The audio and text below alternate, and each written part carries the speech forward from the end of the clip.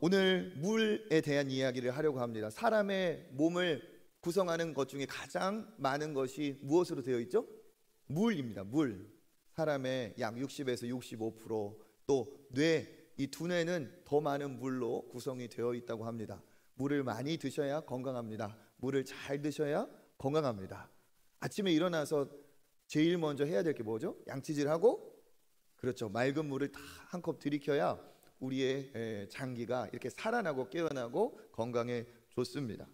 물을 먹지 않을 때는 몸에 이상 현상이 생기고, 한 5%만 물이 부족해도 두통이나 이 의식이 흐려지고, 10%, 7% 이상 10% 가까이 되면 의식을 잃는 치명적인 그런 일이 벌어진다고 합니다. 물이 우리 육체를 구성하기 때문에 아주 중요하죠. 물을 보충을 해야 됩니다. 그런데 현대인의 문제 중에 만성 탈수증이 있습니다. 요즘 많은 사람들이 자기도 모르는 사이에 만성 탈수증을 겪고 있대요. 그 증상이 뭐냐? 집중력이 흐려지고, 두통이 있고, 피부가 건조해지고, 또 근육이 좀 통증이 있고, 면역이 떨어지는 등 이러한 일들이 만성 탈수로 인해서 온다고 합니다. 왜? 물을 먹으면 되지 이 탈수증에 시달리는 걸까요? 자기가 물이 부족하다는 사실을 모르고 있대요. 왜? 물을 먹긴 먹는데 요즘은 물보다 더 마실 것이 많죠. 그러니까 갈증을 느낄 때 물을 먹어야 되는데 물 대신 다른 음료를 먹으면서 오히려 이뇨 현상이 생기고, 또 우리가 잘 아는 것처럼 차 종류, 뭐 여러 가지 단 음료수, 탄산 음료수, 이런 것들이 몸에 충분한 수분 공급을 해주지 않고 오히려 저해한다는 거죠. 그러니까 물을 계속 먹는다 생각하지만 실제로 많은 사람들이 탈수증에 시달리고 있다고 합니다. 그러므로 많은 이상 현상이 일어나죠. 우리의 영혼도 마찬가지입니다. 우리의 육신만 갈증을 느끼는 것이 아니라 우리의 영혼도 갈증을 느낍니다. 사람들은 각기 자기가 원하는 것이 있고 그것을 갖고자 갈망을 해요.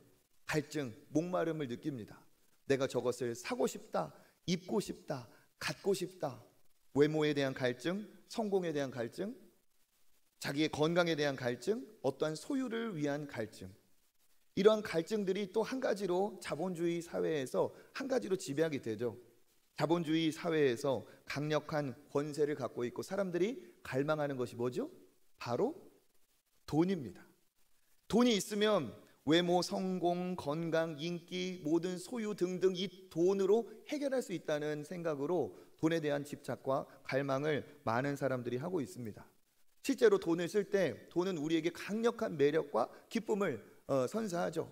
돈을 갖고 있으면, 돈이 있고 돈을 쓸 때 사람들이 내 곁에 몰려들고 나를 뭔가 신처럼 하늘처럼 떠받들어 줍니다. 돈을 쓸 때 사람들이 얼마나 나에게 공손한지, 돈을 쓸 때 그 점원이 카드를 받아들일 때 얼마나 두 손으로 얌전하게 받아드는지, 다 뭡니까? 돈이 갖고 있는 권세예요. 그렇게 돈을 쓰는 재미를 느끼다 보면 거기에 내가 마치 대단한 능력자라도 된 것처럼, 그리고 따지고 보면 이 돈이 정말 전능한 전능자처럼 여겨질 수 있는 시대를 우리는 살고 있습니다. 우리가 수험생들을 위해서 열심히 기도하고 우리 수험생들이 미래를 또 하나님이 동행해 주셔서 잘 열어가야 되겠지만, 하나님을 모르는 그런 세상의 사람들은 수험생들 열심히 공부해서 좋은 대학 가라는 이유도 사실은 돈하고 관련이 있습니다. 좋은 대학 가야죠. 그것은 좋은 직장으로 이어지죠. 많은 연봉이 따라옵니다. 돈이 있어야 행복하고 돈이 있어야 만족하고, 모든 사람의 갈증은 돈으로 채워질 수 있다고 생각을 합니다. 그런데 이 사람들이 모든 소유와 이 돈으로 갈증을 채워보려고 하지만 성경은 말합니다. 가진 것으로, 소유로 절대로 갈증을 채울 수가 없다. 많은 것을 누려본 사람 중에 정말 성경에 보면 역사에서 가장 부귀영화를 누려보고 가질 것 다 가져보고 해볼 것 다 해봤다고 할 수 있는 사람이 누구입니까? 바로 솔로몬이에요. 지혜뿐만 아니라 그는 모든 물질을 다 부귀영화를 누려본 사람입니다. 그런데 그가 뭐라고 말하나? 전도서 5장 10절에 이렇게 고백합니다. 은을 사랑하는 자는 은으로 만족하지 못하고 풍요를 사랑하는 자는 소득으로 만족하지 아니하나니 이것도 헛되도다. 아멘. 뭐라고 말합니까? 은을 사랑하는 자. 여기에서 왜 금이 아니라 은이라고 했는가? 그 당시에 화폐, 돈이 은이었어요. 그러니까 은을 사랑한다는 말은 곧 오늘 우리로 말하면 돈을 사랑한다는 거거든요. 돈을 사랑하는 자는 돈으로 만족 못하고, 이 없는 사람의 고백이 아니라는 거예요. 가장 최고의 부자가 한 고백입니다. 돈을 사랑하는 자는 돈으로 만족할 수 없다. 또 풍요를 사랑하는 자도 자기 소득으로 만족하지 못하나니, 가장 풍요한 삶을 누려본 사람이 그 풍요로움으로도 자기가 만족을 얻지 못했다고 고백을 합니다. 그러면서 그의 마지막 고백이 뭡니까? 이것도 헛되도다. 헛되도다. 그러니까 뭐라고 말하고 있습니까? 다 가져본 사람, 다 소유해 본 사람, 가장 많은 돈을 써본 사람도 뭐라고 말을 하느냐?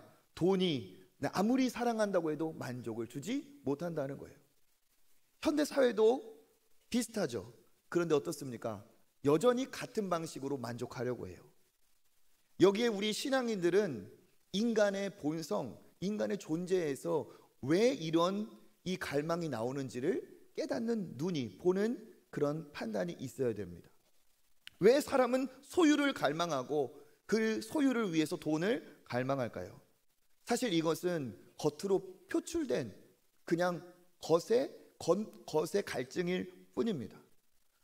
사람 이 본성의 존재에 진짜 갈증이 존재하고 있다는 사실이에요. 인간 본성에 있는 갈증, 존재로부터 오는 허기, 영혼의 목마름이 있다는 사실입니다.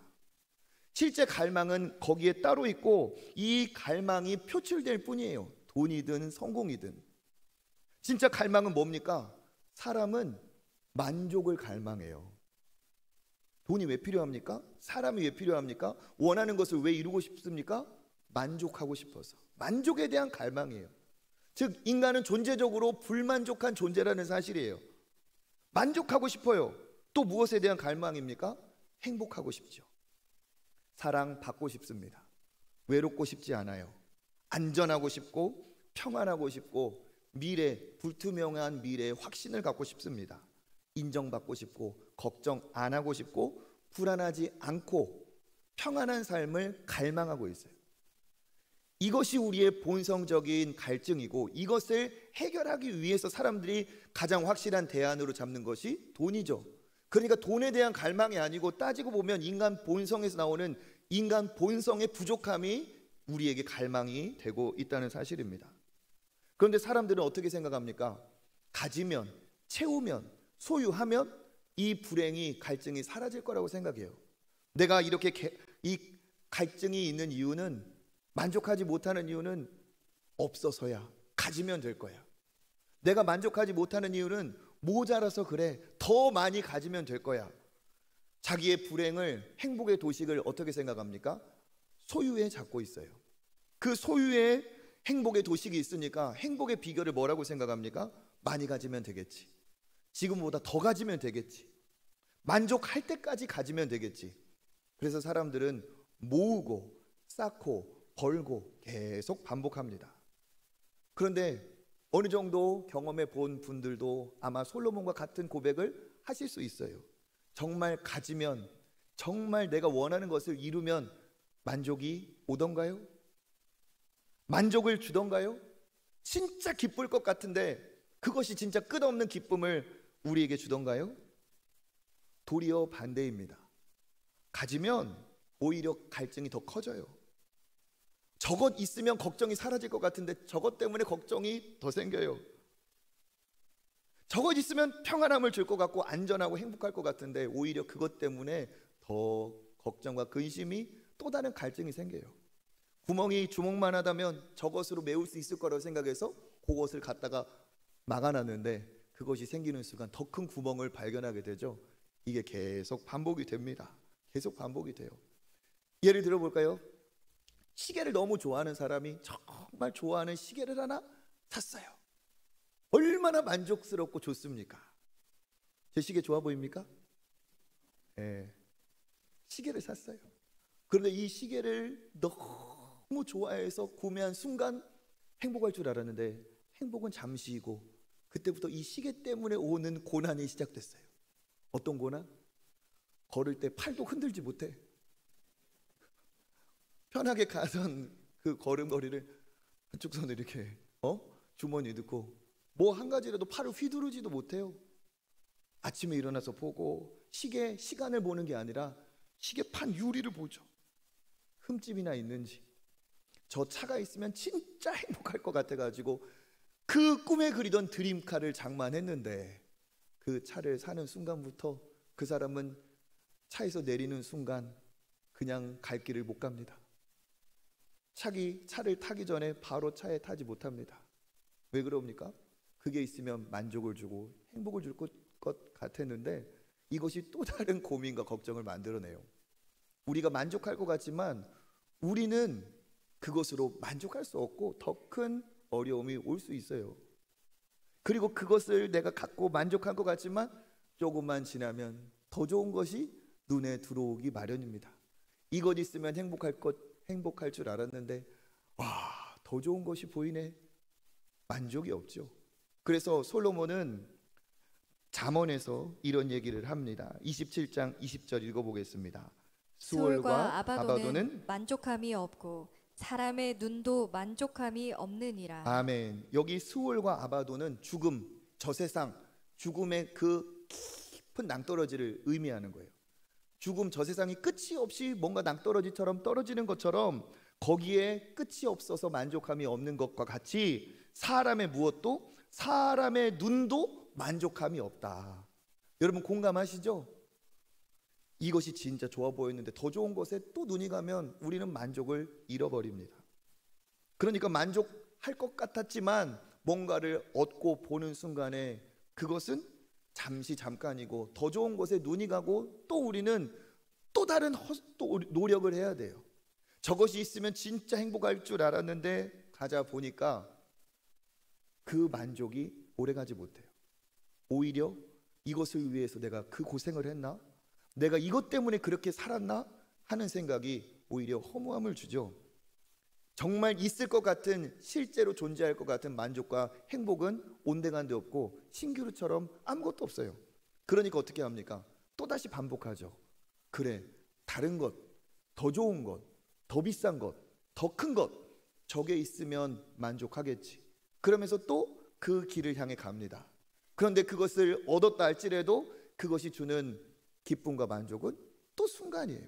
계속 반복되는 거죠. 그러다 보면 어느 정도 이루고 어느 정도 쌓아놓은 상태에서도 여전히 만족은 없어요. 그러다 보면 어떻습니까? 빠른 만족, 더 강렬한 행복, 더 빠른 추구를 위해서 손대지 말아야 될 것까지 가진 재물로, 가진 권세로 손을 대기 시작해요. 그러다 어떻게 됩니까? 중독이 되고 쾌락이 되고 그것은 더 인간을 비참하고 공허하게 만들 뿐입니다. 이게 실제로 이루어지고 있어요. 오늘 우리의 사는 시대를 보면 이것이 정말 남 얘기가 아니라는 것을 느낄 수가 있습니다. 우리가 70년대 6.25 일제강점기 조선시대 얘기하지 않아도 약 70년대만 해도 우리의 형편은 이렇게 좋지 않았습니다. 왜 70년대를 얘기하느냐? 제가 70년대생이기 때문에. 네, 90년생 아닙니다. 70년대. 70년대 그 경제 규모와 지금의 경제 규모를 비교해 보면 우리나라의 경제가 125배가 좋아졌대요. GDP로 환산을 해보면 우리나라가 70년대보다 125배가 규모가 커졌대요. 그리고 생활 수준으로 물가 상승률까지 다 고려를 해도 아무리 못 잡아도 70년대보다 오늘 우리가 생활 환경이 20배는 더 잘 살고 있대요. 그러니까 우리 아이들은 우리가 어릴 때보다 지금 적어도 100배에서 20배는 더 잘 살고 있는 거예요. 그런데 그때 우리 발음이 뭡니까? 진짜 배불렀으면, 정말 걱정 안 했으면 지금 그렇게 살고 있어요. 그런데 진짜 걱정이 사라졌습니까? 끼니 걱정은 사라졌지만 더 큰 걱정이 우리를 누르고 있어요. 우리 자녀들 정말 해줄 수 있는 것 다 해주면 얘네들이 행복할 줄 알았지만 또 아이들은 또 다른 걱정과 또 다른 정말 어려움을 겪고 있어요. 우리 아이들이 그리고 오늘 우리가 100배, 20배 행복해졌습니까? 물질이 우리에게 정말 만족과 행복을 주었나요? 10대, 20대, 30대의 우울증과 정신적인 문제, 그리고 거기서 올라오는 자살 충동으로 정말 안타까운 생명들이 젊은 나이에 피지도 못하고 세상을 떠나는 상황입니다. 사람들 만나는 걸 거절하고 혼자 있고. 옛날에는 이런 거 없었죠. 그러면 더 지금보다 우리가 잘 살면 좋겠지만 지금보다 100배 더 잘 살고 AI를 활용해서 우리가 더 많은 부자가 되면 이 문제 해결될까요? 생각하지도 못한 문제가 또 심각하게 우리를 덮쳐올 겁니다. 공부할 때는 학생들 생각하죠. 성적 좋으면 얼마나 행복할까. 그렇지만 진짜 성적이 좋은 학생들의 얼굴은 밝지가 않습니다. 오히려 공부 못하는 애들이 더 밝아요. 좋은 대학 가면은 진짜 행복할까? 가보세요. 그 학생들의 얼굴이 그렇게 밝지가 않아요. 연봉을 많이 주는 좋은 직장에 들어가면 행복할까? 가보세요. 더 치열합니다. 그것이 목적인데 이루어도 계속 갈증은 끝나지 않는다는 거죠. 예전에 소원이 뭡니까? 이 밥상에 반찬이 가득했으면 좋겠다. 그런데 우리는 어떻게 해요? 반찬이 가득해도 먹을 게 없네. 여기요, 좀 맛있는 것 좀 갖다 주세요. 뭔가 이렇게 찾고 있어요. 옷장을 열어보면 옛날에는 진짜 다들 단벌 신사 아니었어요? 옷장을 열어보면 옷이 옷장에 막 차곡차곡 걸려 있는데 희한하게 입을 게 없어. 옛날에는 없어서 입을 게 없었는데 있어도 입을 게 없어요. 신기하죠. 우리 예전에 정말 일찍 돌아가신 부모님이나 할머니 생각하면 조금 오래 사셨으면 하는 생각이 들어요. 지금 평균 수명이 얼마나 늘어났습니까? 앞으로 불치병이 난치병이 정복이 되면 더 오래 살 수 있다는 보도가 있어요. AI가 와서 더 그렇게 잘해준대요. 그래서 어쩌면 100살이 아니라 120살, 150살도 살 것 같다. 그런 얘기를 기쁘게 보도를 하는데 듣는 우리는 기뻐할 수만은 없어요. 150살 산다고? 은퇴하고 한 100년 가까이 더 살아야겠네? 이게 어떻게 된 거예요? 이게 진짜 좋은 것일까요? 가지면 행복하고 누리면 정말 좋을 것 같지만 그것이 우리에게 절대로 영원한 무한한 만족을 주지 못한다는 사실입니다. 돌이켜보면 우리의 아름다운 추억은 물질, 가진 것에서 오지 않았다는 걸 우리는 알 수 있습니다. 무엇이 여러분에게 아름다운 추억이었습니까? 정말 행복했던 시절은 무엇입니까? 그냥 흘러넘치고 많아서 그냥 흥청망청 쓰고 누리고 사먹고 하고 싶은 거 다 했던 그때가 나에게 잊지 못할 행복한 추억입니까? 아니에요. 오히려 삶의 의미를 발견하고 나를 존중해주고 사랑해주는 누군가의 그 추억이 오히려 더 행복한 선물 같은 시간이죠. 예전에 명절 어땠습니까? 명절 생각만 해도 마음이 따뜻해요. 그죠?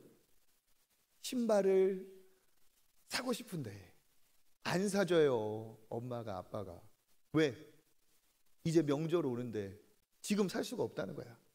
그러면 명절 전에 바닥이 닳고 발가락이 구멍이 나올 정도로 발가락이 이렇게 나올 수가 있어요. 무슨 원시 시대 얘기를 하나. 그래가지고 저만 그랬습니까? 막 발가락이 나오려고 하면 어떻게 해요? 명절이 오기를 기다리면서 발가락을 구겨 넣으면서 그러면서 살아요. 그러면은 명절이 즈음 되면 엄마나 이제 아빠가 데리고 가요. 신발 가게. 우리 다 대리점에서 안 샀잖아요. 그죠? 네, 우리 마트에서 신발 산 사람 아니잖아요. 그렇죠. 시장 가서 신발 가게 가서 보면 그때 있는 신발 중에서 이거 신어보고 저거 신어보고 그때 참 행복했습니다. 그리고 거기에다가 발을 딱 넣어. 그러면 엄마가 딱 맞는 신발은 안 사줘요. 왜? 금방 이거 또 신발 바꿔야 되니까 신기고 나서 손가락에 하나 들어가야 돼. 손가락에 하나 들어가야 되고 또 제대로 이게 맞는지 뒤꿈치 붙이라고 해가지고 앞에 막 눌러보고 엄마의 까다로운 심사 과정을 통과하고 하나를 사요. 명절 때. 그러고 나면은 이제 샀지만 바로 신고 다닙니까? 명절이 올 때까지 기다려야 돼. 그거 집안에서 방 안에서 신고 다니다가 이제 혼나는 거예요. 그죠? 그러니까 아침에 학교 갈 때 그 자리에 있나 한번 보고, 엄마 아빠 모를 때 한번 꺼내서 신어서 신발을 현관에서 한번 이렇게 왔다 갔다 하다가 신고 가고 싶지만 벗어서 다시 놓고, 학교 다시 올 때 그 자리에 있는지 보고 그렇게 하고, 명절이 오면 그걸 딱 신어요. 옷도 그렇죠. 옷도 그때 돼야 한 벌 좋은 거 얻어 입었습니다.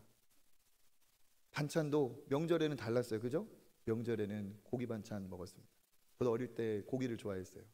지금은 그냥 평범하게 그렇게 반찬으로 여기지만, 그때는 고기가 왜 이렇게, 어릴 땐 고기가 그렇게 맛있었어요. 좀 더 먹었으면 좀 더 클 수 있었는데 조금 덜 먹었어요. 먹고 싶었어요, 고기가. 그래가지고 명절 때 엄마가 이렇게 막 고기 반찬을 막 이렇게 하잖아요. 그러면 먹고 싶어가지고 옆에서 막 괜히 왔다 갔다 하면서 쳐다보면서 빨간 고기가 어떻게 익어가나 이렇게 보면, 그래도 양념하면 맛은 봐야 될 거 아니겠어요, 그죠? 엄마가 하나를 먼저 딱 먹어보. 그러면 그걸 쳐다보면서 막 애가 타는 눈으로 막 이렇게 쳐다보면은 엄마가 이렇게, 어머니가 하나 먹어볼래 해가지고 하나를 딱 줘요. 아빠도 먹고 보기 전에 내가 먼저 딱 먹어볼 때 그 고기를 씹을 때 사르르 녹아. 여러분 요즘에도 그러세요? 이렇게 고기에 감동하세요? 지금은 한우 뭐 몇 뿔 먹어도 그때만큼 추억이 되거나 기쁘지 않아요. 더 기회는 많아졌는데, 더 누릴 것은 많은데 그때만큼 기쁨을 주지 못해요.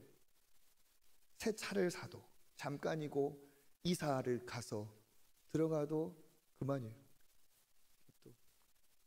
옛날에는 화장실이 바깥에 있었어요, 그죠? 그래가지고 진짜 특히 밤에 화장실 가고 싶으면 막 어떻게 해서든지 아침에 오기를 기다리면서 참다 못 이기고 나갔던 그때가 있었잖아요, 그죠? 그러면서 소원이, 야, 집안에 화장실 있는 곳이었으면 좋겠다.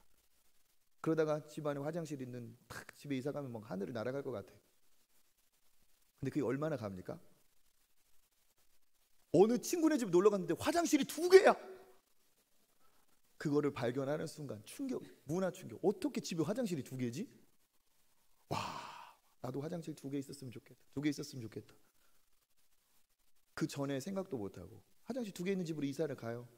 한참 뭐 그때는 좋죠. 그러다가 또 어느 집을 갔더니 무슨 한강뷰, 어둠 무슨 뷰 해가지고 막 문을 열었더니 그냥 우리 집은 꽉꽉 막혀 있는데 저기는 그냥 확 튀어 있어.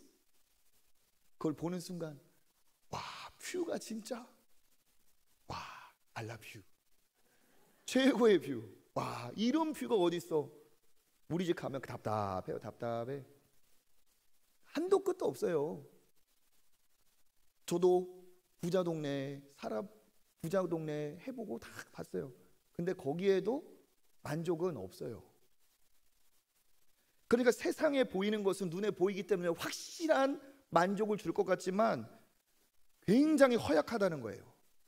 눈에 보이니까 확실하고 실존하는 것 같지만 그것은 찰나 존재하는 것이고, 그 행복은 거기에 있는 것 같지만 순식간에 지나가 버려요.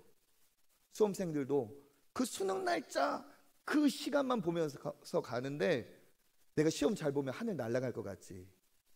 그런데 막상 우리도 경험해 봤죠? 시험 보고 나오는데 허탈해요. 허탈해. 이것을 위해서 내가 그렇게 살았나?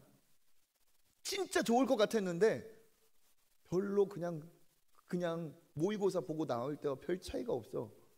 그러니까 어떻게 합니까? 오늘은 뭔가라도 해야겠지. 그러니까 많은 청소년들이 일탈하는 날이 수능 본 그날이에요. 그래서 우리 수험생들도 우리 교회로 불러가지고 막 맛있는 것도 주고 많이 격려를 해주려고 합니다. 내면에 있는 존재, 내면에 있는 이 존재의 이 갈증은 소유로 채워지지 않는다는 거예요. 소유로 채워지는 것이 아니라 다른 방식으로 채워야 되는데, 그 방식으로 계속 사람들은 어리석게 가고 있어요. 더 많이 가지면, 더 많이 누리면, 더 많이 먹으면, 더 비싼 것을 해 놓으면 있을 거라고 생각해. 아니에요. 이사야 선지자는 그래서 얘기합니다. 너희들이 풍요의 신 바알을 섬기지만 왜 바알을 섬깁니까? 풍요를 준다고 하니까 섬기는 거예요. 근데 거기에 답이 없다고 얘기하고 있습니다. 우리 이사야서 55장 2절 너희가 한번 읽어볼까요? 너희가 어찌하여 양식이 아닌 것을 위하여 은을 달아주며 배부르게 하지 못할 것을 위하여 수고하느냐. 아멘. 양식이 아닌 것을 위해서 돈을 주고 배부르게 하지 못할 것을 위해 수고한다. 너희들의 삶이 지금 이 안타까운 굴레에 있다는 거예요. 소유로 만족하지 못하는데, 풍요로움이 너희에게 정말 만족이 되지 못하는데도 불구하고 양식이 아닌 것을 위해서 노력하고 배부르지 못할 것을 위해서 노력한다는 겁니다. 오늘 우리가 사는 이 시대가 그래요. 정말 그것이 만족을 주지 못하는 것이 이미 증명됐지만 여전히 그것으로 달려가고 있어요. 이번에 우리가 캄보디아로 선교를 갔다 왔어요. 그런데 생각합니다. 우리가 그 나라보다 잘 사니까, 우리 교회가 거기보다 누리고 있는 게 많으니까 많은 것을 주고 오겠지, 많은 것을 베풀고 오겠지 생각합니다. 그런데 막상 가보면 그것만이 아니에요. 가진 것을 주러 가는 것 같지만 오히려 그 선교지에 가면 우리가 잃어버린 것이 거기에 있어요. 우리가 놓치고 사는 것이 거기에 있어요. 아이들이 충격을 받습니다. 우리 청소년들이 깜짝 놀래요. 왜 놀래느냐? 그렇게 힘들게 사는 것을 놀래지만 더 놀라는 건 뭐야? 거기에 그렇게 힘들고 어렵게 사는데 그 아이들은 우리보다 훨씬 더 밝은 얼굴로 활짝 웃는 미소를 가지고 거기에서 살고 있어요. 나는 여기보다 훨씬 더 좋은 것을 먹고 누리고 사는데 내가 없는 기쁨과 만족이 그 아이들의 얼굴 속에서 있어요. 그 아이들의 활짝 웃는 얼굴과 반짝이는 눈이 우리들에게 정말 큰 충격을 줍니다. 우리가 잃어버린 것, 놓치고 있는 것이 오히려 그 선교지에 있다고 생각할 때가 있어요. 진짜 우리의 만족과 기쁨은 물질과 소유에 있지 않다는 것을 알 수 있어요. 우리 선교사님도 계시지만 선교사님들 왜 거기 있을까요? 더 좋은 것을 몰라서? 더 많은 소유가 편리하게 한다는 거 몰라서? 아니에요. 그 이상의 놀라운 감격과 은혜가 있다는 것을 발견하고 그 의미를 알기 때문에 거기에 힘들지만, 살아가는 건 힘들지만, 더 많이 소유하고 누리지 못하지만 거기에 더 좋은 것이 있다는 것을 발견했기 때문에 그렇습니다. 이사야 선지자도 그 방식이 아니라고 얘기하고 있어요. 언제 우리는 만족하고 행복합니까? 충분히 존중받을 때, 충분히 인정받을 때, 충분히 격려받을 때, 충분히 신뢰받을 때, 내가 소중히 여김받을 때 우리는 만족합니다. 이것의 한마디로 말하면 뭐예요? 사랑받을 때, 정말 큰 사랑을 받으면, 누군가로부터 정말 사랑을 받으면 우리는 기쁘고 행복합니다. 그런데 우리는 사랑받을 조건, 능력, 자격이 없죠. 내 자신을 포장하지 않으면 사랑받기 어렵죠. 내 부족함과 연약함과 모자람에도 불구하고 나를 사랑하는 존재는 이 세상에 없어요. 그러니까 우리는 늘 갈증과 허기를 느낍니다. 만약에 내 존재, 내 자체만으로 사랑하는 누군가를 만난다면 어떻게 될까요? 거기에서 우리는 만족을 얻을 수 있어요. 나를 무조건 사랑하고, 나를 완전히 사랑하고, 풍성히 나를 사랑하고, 마르지 않는 사랑, 끝나지 않는 사랑으로 나를 그렇게 사랑해 줄 때 우리는 만족을 얻습니다. 그러한 존재가 한 명만 있어도 우리는 엇나가지 않아요. 왜? 우리는 사실 돈이 아니라, 소유가 아니라 사랑을 갈구하는 존재예요. 우리는 언제 안전하고 언제 평안함을 누립니까? 사람들은 미래가 안전하고 미래 평안하기를 원해요. 그래서 미래를 대비하고 준비합니다. 좋은 보험을 들고 자기가 미래에 어떠한 대안을 세워요. 그런데 어떠한 대안을 세워도 미래에 확실한 보장을 해줄 수 있는 대안은 없습니다. 그런데 여기서 우리가 주목해 봐야 됩니다. 왜 나는 이렇게 미래에 집중하는가? 어떠한 동물도 식물도 이 세상에 어떠한 존재도 미래를 준비하고 미래를 대비하고 미래의 평안을 구하는 존재는 없어요. 여기에서 우리가 누군지를 깨달을 수 있습니다. 하나님이 주신 힌트예요. 우리가 미래를 그렇게 꿈꾸고 미래를 준비하고 대비하는 것은, 미래를 그렇게 연연하고 집착하는 것은 우리가 미래 정도를 위해서 창조된 자가 아니라 우리는 영원을 위해서 창조된 존재라는 사실입니다. 우리는 영원을 위해 창조된 하나님의 걸작품이에요.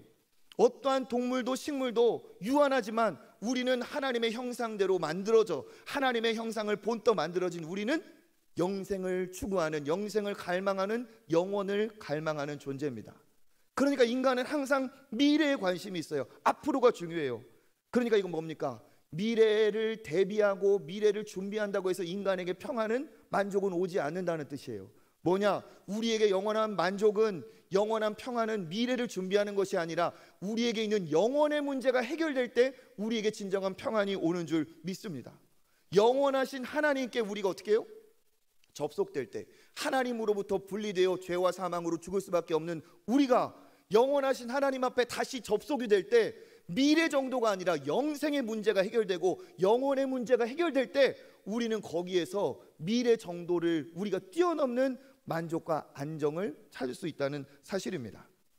우리에게 영원한 만족은 미래를 준비해서 오는 게 아니라 영원하신 하나님을 만날 때예요. 영원하신 하나님의 그 영원하심을 우리가 맛보고 영원하신 하나님을 소유할 때 우리는 비로소 유한한 것으로 만족할 수 없는 존재임을 깨닫고, 없어도 소유와 별개로 나는 하나님이 주시는 영원한 평안과 기쁨 안에서 만족할 수 있는 줄 믿습니다. 아이들이 엄마를 잃어버린 미아가 되고 고아가 돼서 놀이공원에 있어요. 그런데 얘에게는 두둑한 용돈이 있고 좋은 간식이 있어요. 아직 놀이공원은 계속 돌아가고 있어요. 그 아이에게 놀이공원 시간을 연장해주고 더 좋은 용돈과 더 좋은 간식을 준다고 아이에게 만족이 올까요? 오지 않아요. 때가 되면 이제 폐장 시간이 오고 이 아이에게 진짜 필요한 것은 놀이공원도 아니고 두둑한 용돈도 아니고 간식도 아니고 안식처고, 그 안식처로 인도해줄 부모가 존재한다는 거죠. 이 진짜 부모를 만날 때 진정한 만족이 있는 줄 믿습니다. 우리 역시도 하나님의 형상대로 만들어진 영원한 존재이기 때문에 우리의 아버지 되신 하나님을 우리가 만날 때 그 영원한 하나님 안에서 우리의 모든 갈증은 다 해결되게 되어 있어요.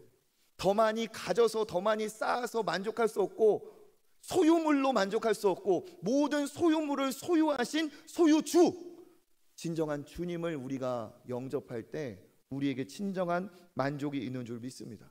그래서 이사야 선지자는 하나님 아닌 탐욕을 선택한 자들에게, 그것이 만족을 줄 거라고 하며 쾌락을 선택한 자들에게 거기에 만족이 없음을 선포하면서 거기에 답이 없다, 너희들은 나오라, 진정한 생명의 양식으로 생명의 물가로 나오라 초대하고 있어요.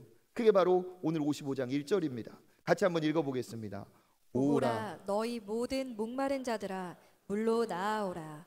돈 없는 자도 오라. 너희는 와서 사 먹되 돈 없이 값없이 와서 포도주와 젖을 사라. 아멘. 너희 모든 목마른 자들아, 하나님이 주시는 은혜는, 하나님이 주시는 만족은, 하나님이 주시는 이 행복은 마르지가 않아요. 모든 자들이 와도 다 마실 수가 있어요. 너희 모든 목마른 자들아 다 물로 나오라. 누구든지 목마르면 다 와라. 돈 없는 자도 와라. 돈 없는 자도 사 먹을 수 있다. 값 없이 돈 없이 사 먹을 수 있다. 왜? 공짜니까. 왜 공짜니까? 그런데 그 공짜가 값어치가 없는 공짜입니까? 모든 것을 다 드려도 살 수 없는 고귀한 값어치이니까 공짜로 받을 수밖에 없고 공짜로 주셔야만 우리 것이 되는 거예요. 그것이 뭡니까? 은혜이고 영생이고 하나님의 자녀된 축복인 줄 믿습니다. 그래서 공짜예요. 그래서 노력해도 내 모든 것으로도 살 수 없어서 공짜로 주셔요. 그런데 이렇게 공짜가 된다는 건 뭐예요? 하나님이 대가를 지불하셨다는 뜻이죠. 어떻게 지불하셨습니까? 예수 그리스도를 이 땅에 보내셔서 우리의 모든 죄의 대가를 그가 짊어지시고 우리 대신 나 때문에 십자가에서 그가 죽으셨기 때문에 그의 죽으심이 하나님 앞에 우리에게 제물이 되고 화목제물이 되어서 하나님과 우리를 이어줄 수 있는 모든 대가의 값을 치른 것이 바로 십자가죠. 그 십자가의 이야기가 뒤에서는 다윗으로 얘기하는데 사실 다윗은 지나간 사람이에요. 이건 뭡니까? 다윗과 같은 구원자를 얘기하고 있어요. 다윗과 같은 구원자가 누구십니까? 예수 그리스도가 오셔서 값없이 돈 없이 목마른 모든 자들이 다 마시고 이 갈증을 풀어낼 수 있는 이 놀라운 축복이 올 거다. 이것을 이사야 선지자는 말씀하고 있어요. 그래서 예수님도 명절 끝날에 이 말씀 그대로 선포하고 계세요. 요한복음 7장 37절 38절 읽어보겠습니다. 명절 끝날 곧 큰 날에 예수께서 서서 외쳐 이르시되 누구든지 목마르거든 내게로 와서 마시라. 나를 믿는 자는 성경의 이름과 같이 그 배에서 생수의 강이 흘러나오리라. 아멘. 예수께서 서서 외쳐 가로 말씀하십니다. 누구든지 목마르거든 내게로 와서 마셔라. 이사야에게 하나님께서 말씀하여 예언해 주신 이 말씀이 예수 그리스도로 성취되어서 누구든지 이제는 예수 그리스도 앞에 나오면 그가 생명의 양식이 되고 생명의 음료가 되고 그가 생명의 목자가 되셔서 그 예수 그리스도를 통해 모든 우리는 값없이 돈 없이 모든 것이 치러졌기 때문에 예수 그리스도 안에서 놀라운 영생의 만족을 얻게 되는 줄 믿습니다. 그러니까 우리에게는 중요한 게 뭡니까? 이 세상의 방식으로 우리를 만족하려는 이 헛수고를 멈춰야 돼요. 비결이 있습니다. 그 영원하신 하나님 앞에 나아가는 거예요. 예수 그리스도께, 지난주 말씀처럼 예수 그리스도께 붙어 있을 때 우리에게 영원한 만족이 있는 줄 믿습니다. 그 예수께 나오라는 그 말씀, 하나님께서 나오라는 이 말씀을 2절 하반절부터는 새롭게 풀어 말씀하십니다. 2절 하반절부터 3절 읽어보겠습니다. 내게 듣고 들을지어다. 그리하면 너희가 좋은 것을 먹을 것이며 너희 자신들이 기름진 것으로 즐거움을 얻으리라. 너희는 귀를 기울이고 내게로 나아와 들으라. 그리하면 너희의 영혼이 살리라. 아멘. 내게로 와서 마시라는 이 말씀을 2절에는 뭐라고 말씀하세요? 내게 듣고 들을지어다. 그리하면 좋은 것을 먹게 될 것이고 기름진 것으로 즐거움을 얻으리라. 3절에도 너희는 귀를 기울이고 내게 와서 들으라 얘기하고 있어요. 들으라. 그리하면 너희의 영혼이 살리라. 그러니까 이사야서를 통해서 물가로 나오라고 하신 이 말씀은 곧 뭡니까? 하나님의 말씀을 와서 들으라는 거예요. 하나님의 말씀을 와서 들으면 너희는 좋은 것을 먹게 될 것이고 하나님의 말씀을 먹으면 기름진 것으로 즐거워하게 될 것이고 영혼이 살게 된다는 거죠. 왜? 사람이 떡으로만 사는 것이 아니고 아버지 하나님의 말씀으로 사는 것이기 때문에 그렇습니다. 우리는 육은 음식을 먹어서 살지만 우리의 영혼은 하나님의 말씀을 먹어야 사는 줄 믿습니다. 이 하나님의 말씀을 먹고 맛본 자는 세상의 어떠한 갈증, 어떠한 허기를 면하는 놀라운 풍요로운 은혜가 하나님의 은혜 말씀 안에 있는 줄 믿습니다. 그래서 말씀을 맛본 사람과 말씀을 맛보지 않은 사람은 구별이 돼요. 구별이 돼요. 하나님의 말씀을 머리로 아는 사람과 이 말씀을 나의 말씀으로 받아 먹어 내 마음에 새긴 사람은 구별이 되게 되어 있어요. 그에게 말씀이 주는 만족과 기쁨을 누려본 사람과 그냥 교회만 왔다 갔다 한 사람은 다른 거예요. 그러니까 교회 와서 오늘 펼쳐본 성경책이 일주일의 전부인 사람과 이 말씀을 매일매일 보는 사람과 읽는 사람과 묵상하는 사람과 나누는 사람은 다를 수밖에 없어요. 말씀을 맛본 사람은 다를 수밖에 없어요. 그 말씀의 맛이 얼마나 대단한지 시편 119편 103절 읽어보겠습니다. 주의 말씀의 맛이 내게 어찌 그리 단지요 내 입에 꿀보다 더 다니이다. 말씀의 맛이 있어서 달다. 말씀의 맛을 보는 여러분 되시기를 축복합니다. 19편 9절과 10절도 읽어보겠습니다. 여호와를 경외하는 도는 정결하여 영원까지 이르고 여호와의 법도 진실하여 다 의로우니 금 곧 많은 순금보다 더 사모할 것이며 꿀과 송이꿀보다 더 달도다. 아멘. 19편도 고백하고 있죠. 여호와의 법이 얼마나 진실한지, 말씀이 얼마나 의로운지, 많은 순금보다도 내가 사모하고 꿀송이보다 더 달도다. 진짜 신앙인은 누구냐? 말씀의 맛을 본 사람이에요. 이 맛을 보면 잊을 수가 없어요. 또 맛보고 싶어요. 또 듣고 싶어요. 또 그 은혜를 받고 싶어요. 머리로 아는 사람과 말씀의 맛을 본 사람은 다릅니다. 여러분 말씀의 은혜를 받아보셨죠? 하나님의 음성을 들어보셨죠? 말씀의 은혜를 받아보시고 하나님의 음성을 들어보세요. 그러면 어떻게 되느냐? 부럽지 않아요. 세상이 부럽지 않아요. 세상에 반짝이는 것들에게 마음을 빼앗기지 않아요. 거기에 군침이 나지 않아요. 그거에서 대한 갈망이 사라져요. 왜? 정말 영원하신 하나님의 진귀한 음성을 들었기 때문에. 부러운 것이 사라지고 두려운 것이 사라져요. 왜? 전능하신 하나님의 음성을 들었기 때문에. 내 영혼의 갈망과 갈증, 내 문제의 이 해결, 이 정도가 아니라 그 문제를 초월하시는 하나님의 살아계심을 맛보며 인생의 허기가 사라지고 미래의 불안이 사라지고 요동하던 그 인생이 집중을 하게 되고 안정감을 찾습니다. 마치 영혼에 다시 내려져서 그 다시 배를 떠내려가지 않게 붙들어주는 것처럼 하나님의 말씀을 맛보고 주의 음성을 듣고 하나님의 살아계심을 체험할 때 그 하나님의 살아계심이 나를 붙들고 나를 인도하시는 것을 경험하게 돼요. 기도의 자리에서 하나님의 임재를 경험해 보셨나요? 기도의 자리는 하나님 앞에 앉아있는 자리예요.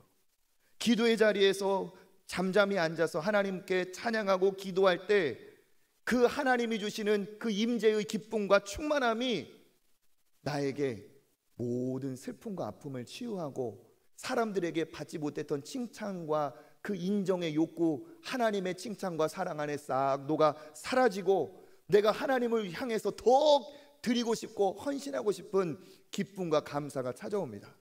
문제는 해결되지 않았다 할지라도 문제를 쥐고 계시는 전능자의 하나님의 존재를 확인하는 순간 문제가 아니게 되는 놀라운 역사가 벌어져요.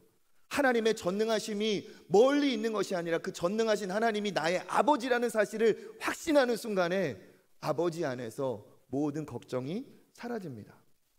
그러면 어떻게 됩니까? 초막이나 궁궐이나 내 주 예수를 모신 곳이 하늘나라예요. 주님이 함께 하시면 어디에 살든지 상관이 없어요.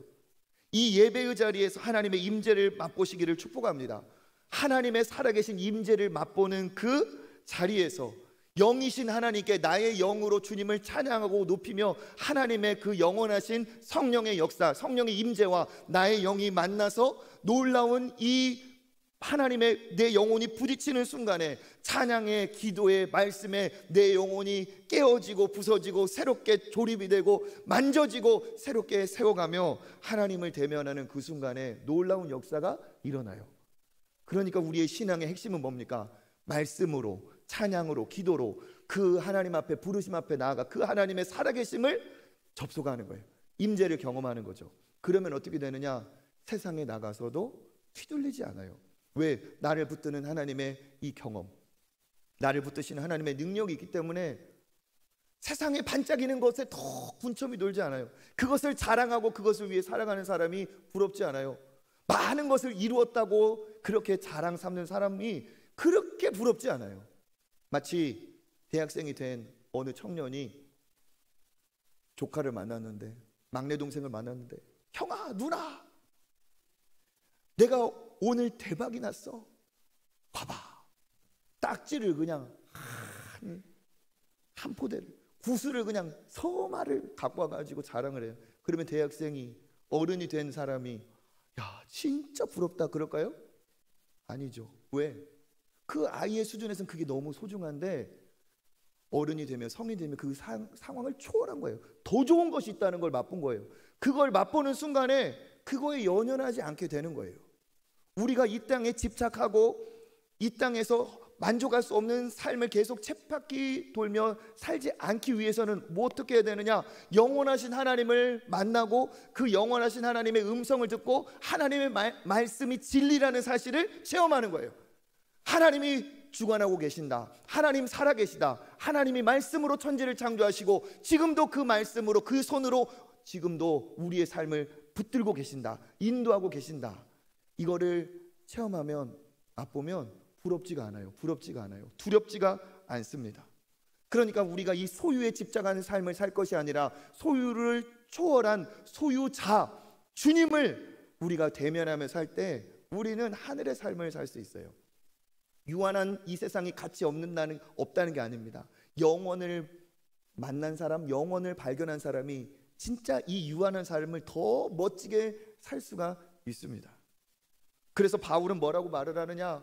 내가 풍부함에도 처해봤고 비천함에도 처해봤지만 무엇이든지 나는 감당할 수 있는 일체의 비결을 가졌다 얘기하죠. 빌립보서 4장 2절 12절 읽어보겠습니다. 나는 비천에 처할 줄도 알고 풍부에 처할 줄도 알아. 모든 일 곧 배부름과 배고픔과 풍부와 궁핍에도 처할 줄 아는 일체의 비결을 배웠노라. 아멘. 이 일체의 비결이 뭘까요? 영원하신 하나님이에요. 그 영원하신 하나님을 뵙고 그 하나님과 동행하니까 지금 빌립보서는 감옥 안에서 썼지 않습니까? 초막이든 궁궐이든 배부름이든 배고픔이든 풍부와 궁핍이든 어디에 있어도 나는 주님으로 인해 부유한 인생이니까, 주님으로 인해서 만족하니까 나는 감당할 수 있는 일체의 비결을 배웠다. 그러면서 그 다음 구절이 뭡니까? 내게 능력 주시는 자 안에서 모든 것을 할 수 있느니라. 아멘. 이 비결이 그 주님을 대면하는 자에게 있는 비결인 줄 믿습니다. 따라서 우리는 어떻게 해야 됩니까? 만족할 수 없는 것을, 그 방법을 택하여 계속 만족을 추구하는 이 방식에서 벗어나서 영원한 하나님을 추구해야 돼요. 말씀을 추구하고 기도를 추구하고 예배를 추구하는 자들이 되어야 됩니다.